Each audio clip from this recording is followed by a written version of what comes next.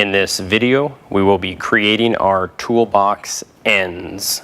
After laying out our toolbox ends, we will be using the squaring shear to cut each of the corners to our identified marks.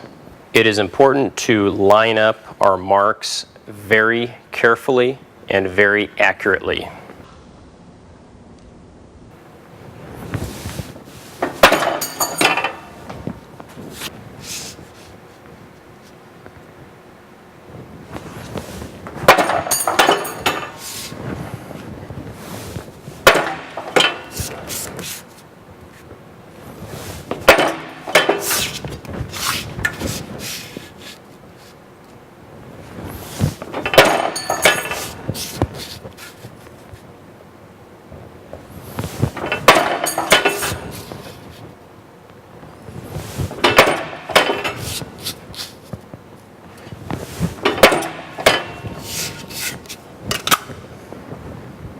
After our corners have been cut, we want to fit our ends into the base to see if we need further adjustments.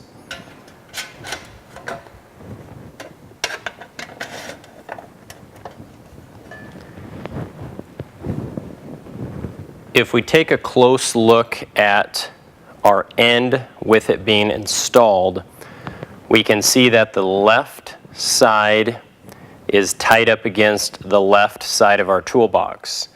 However, the right side, we are touching at the bottom, but we have pushed out the side of our toolbox at the top.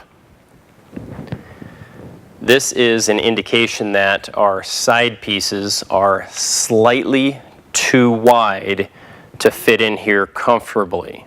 So it is forcing that right side of our toolbox further away. We need to correct this issue before we continue. To correct this, I'm going to be creating a mark about a 1/16 of an inch on the edge of my side. I'm then going to use the squaring shear and shear off that 1/16 of an inch of material.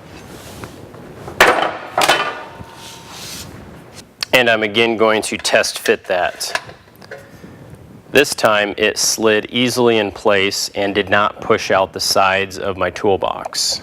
Depending on how you folded your toolbox and how you laid it out, you might need to shear off a 1/16 inch off the other edge as well. And lastly, we're going to use a metal file to take off any burrs on the edge of the metal. And our toolbox ends have now been created.